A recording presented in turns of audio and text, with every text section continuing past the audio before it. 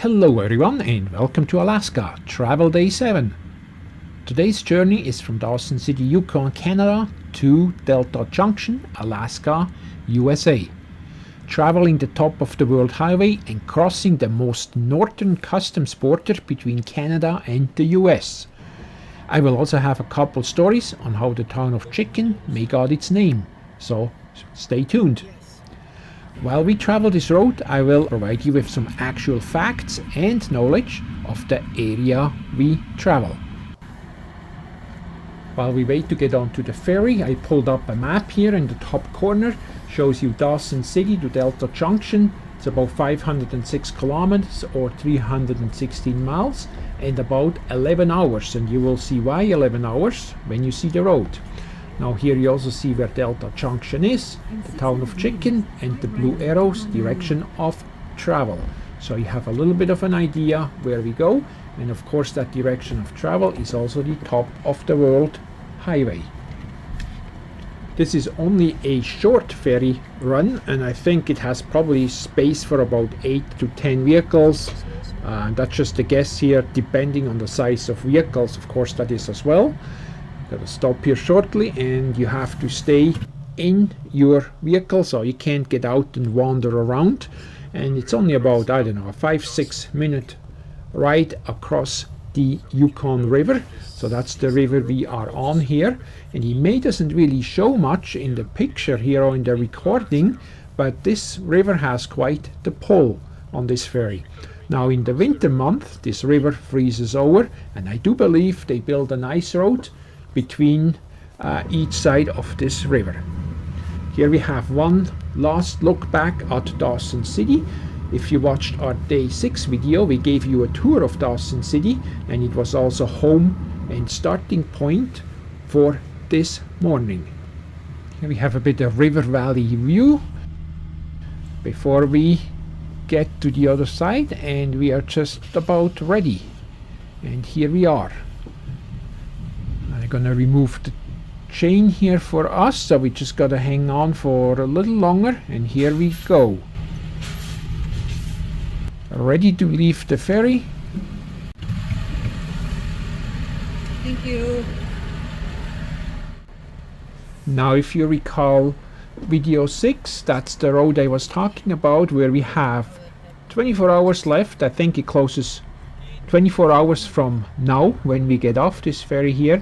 The US custom border is gonna close, and then of course the road is accessible for some locals that live out in the bush here, but you can no longer drive through and get into the US, so keep that in mind.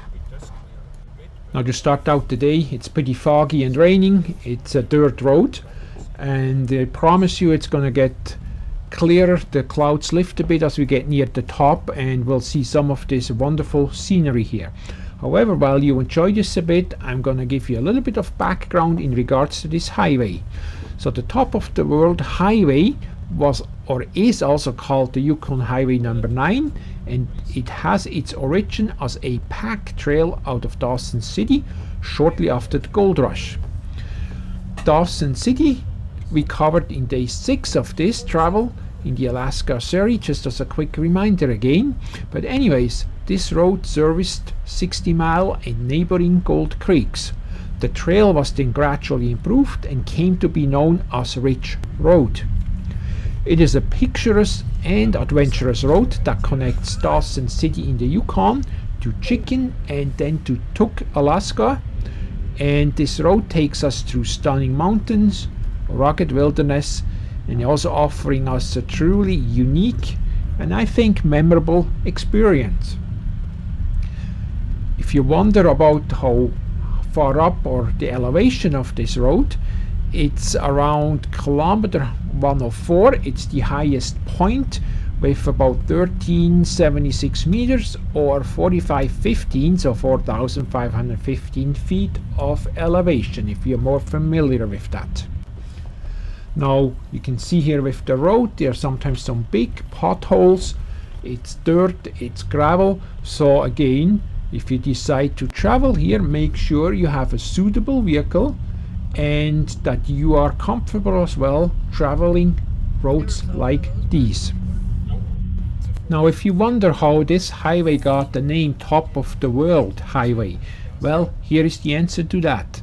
The highway was also known as number 9, but at one point it was Top Ridge Highway. Well, that tells you a little bit. It's on top of the mountain ridge, so therefore it gives you breathtaking views of the surrounding area and landscape, and you can see all the forests, rolling hills along this windy scenic route, and therefore that's how the name Top of the World Highway came into being. We're going to make a quick stop here. As we see, we are near the top of the road, so we're gonna take a few pictures, a few videos, and you know, it's not sunny, but to me this weather, the way it is, the sun is kind of breaking through, you have some sunlight, the sun, the shadow, the clouds, it's something magical about this.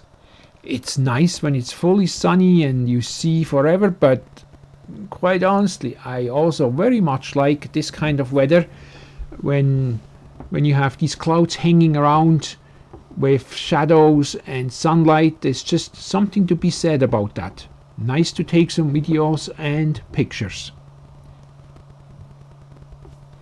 We are still on top pretty much, and there's a quick picture of the vehicle we travel with, and again, if your clean vehicle is a priority, well, that's not for you to travel then. Again, you need a vehicle that can handle a little bit rough roads, don't mind when it gets dirty, and you know, quite frankly, I think in the summer when it's all dry, it's probably very, very dusty, and you know, I prefer actually when it's a little bit muddy. If I have to take a pick between dry and dust and wet and a bit muddy, I think I'll take a little wet and muddy.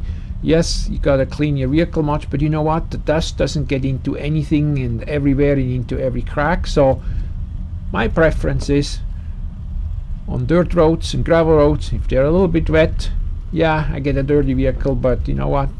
That beats the dust. But anyways, that's just me. Now, I also want to point out, please be careful when traveling these roads. There are no road barriers or anything, and it's a bit hard to see, but if you get off the road here, you tumble down quite a way down the mountain or the hill here. Don't drive too close to the shoulder, don't get too sidetracked. Please, when you watch the scenery, keep your safety in mind, and if you need to stop or want to take pictures or film something, I highly recommend just stop somewhere where it's safe. Now we go slowly downhill again, as we were really on the top, and the clouds come and go a bit. I think they're going to get a little bit thicker again before they lift, but as I said, I just absolutely love this drive. Now, one of the most notable features, of course, in regards to this Top of the World Highway is its very remote and isolated nature. So there are no services along this road, so be advised and come prepared with plenty of fuel, food and water. And there is also most times absolutely no cell phone coverage, unless you perhaps have a satellite phone, I'm not sure, but other than that you're pretty much on your own. And as you can see, I don't think we even came across a single vehicle yet, or maybe one. That's about all, and we are traveling for probably about 3-4 hours by now. We are going to make one more stop here before we get to the actual US-Canada border, but despite all these challenges, I think I just want to ask you, this highway is actually a very popular destination if you're seeking an off-beaten path. So, are you up for the challenge? Let me know in the comments. Anyways, here you have a preview of the US-Canada customs, the border crossing with the imaginary lines somewhere through this landscape here, and we're gonna get there very shortly.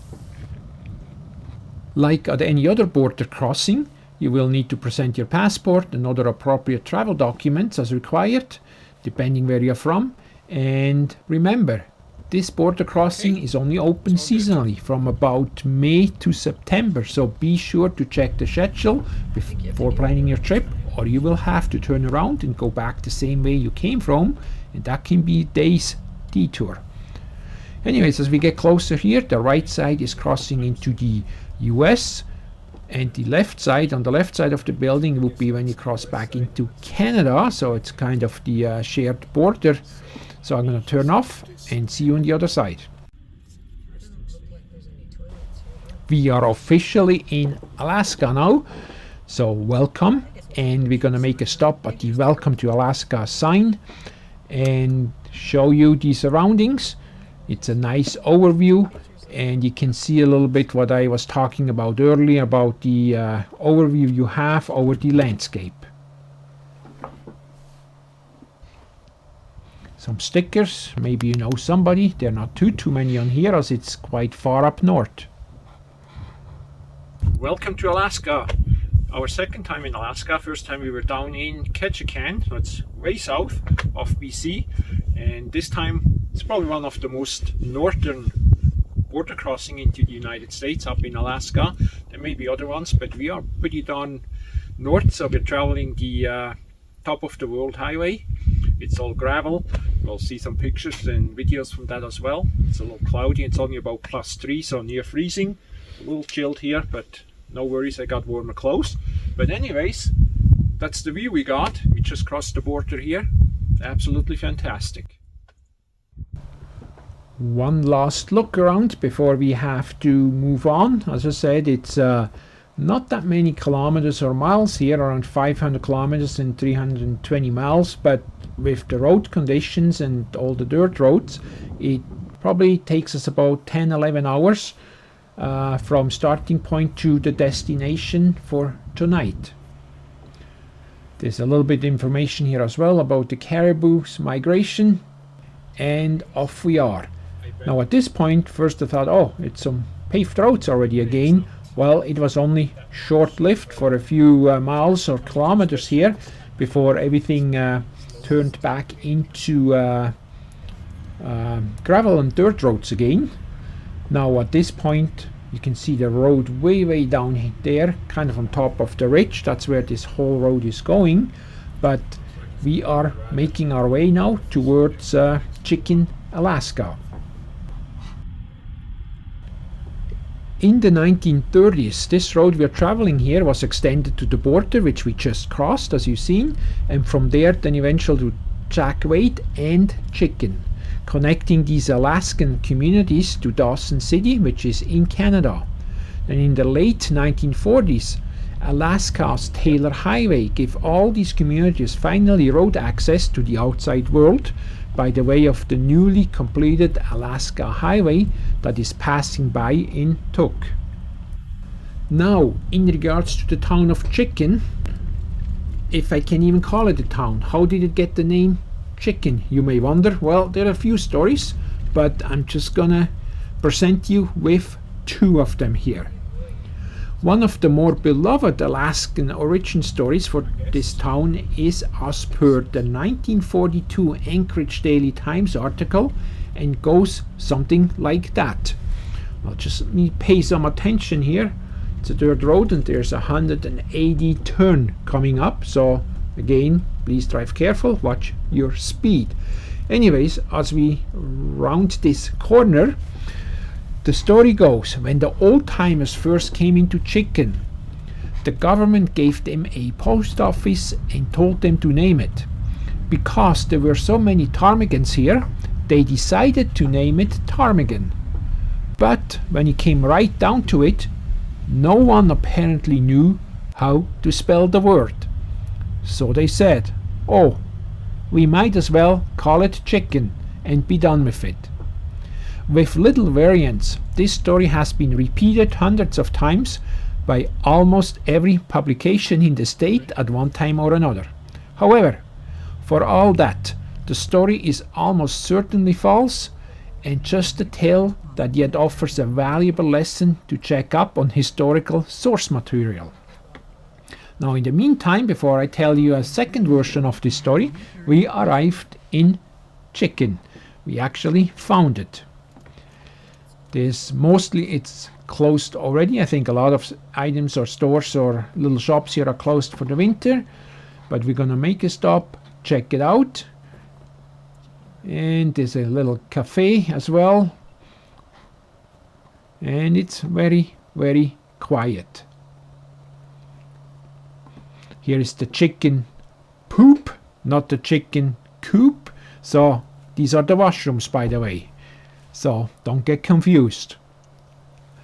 Now, while we look around a little bit here, the second story goes in regards to chicken from notes collected in 1896.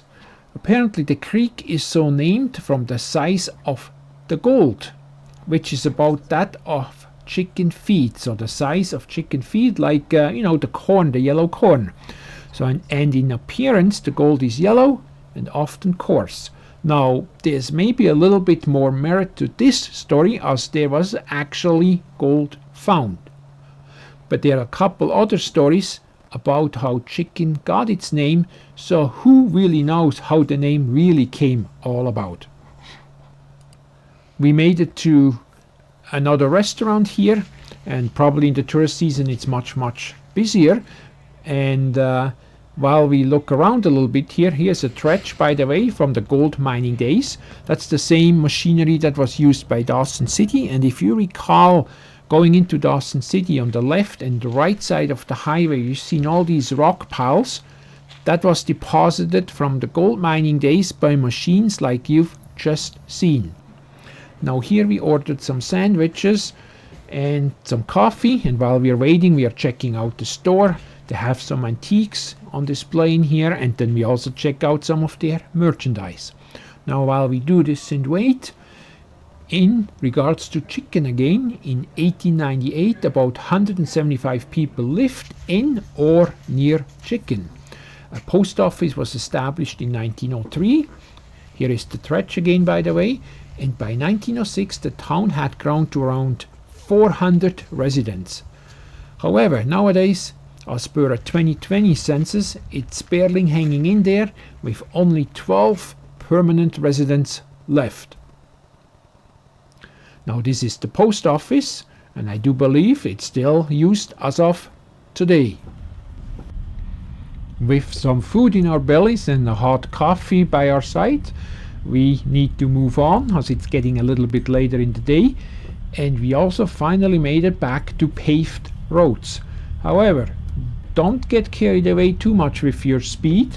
Be careful, as there are sometimes quite deep potholes, and there are also frost heaves in the road, and there's at times a little difficult to see. So if you hit them with a great speed, you may manage to damage your vehicle a little bit.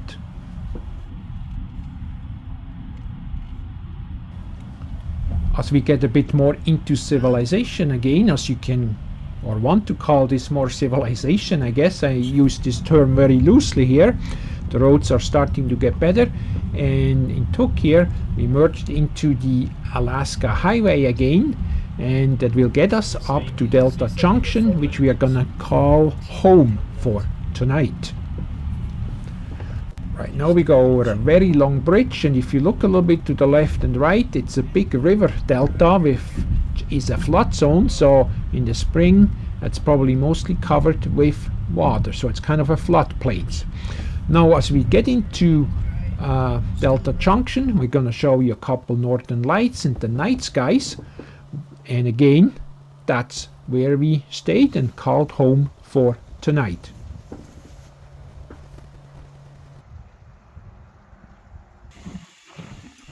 It's always a little bit difficult to take some pictures or some video at night. Video is even more so than pictures, but with some backlight we tried this, and hopefully you enjoy it. That's the view, nature's show we had that night. It is getting quite late now, and I could sit out here and admire these night skies for some time still, but I need a couple hours of sleep here. Morning always comes quick, and I'm not always a morning person, I guess, if I can put it that way. But here we are, morning is here, flyover of some geese. It's about -6, so that's about 21 Fahrenheit. It's a little bit of a frosty morning, and it's time to put on some coffee, have a little bite to eat before we pack it up and move on. and we keep going into a northwesterly direction. So with that all being said, thank you very much for watching. By the way, somebody else is having some breakfast here. But anyways, thanks for watching, and just like these geese, we move on. Stay well, stay safe. We'll see you next week.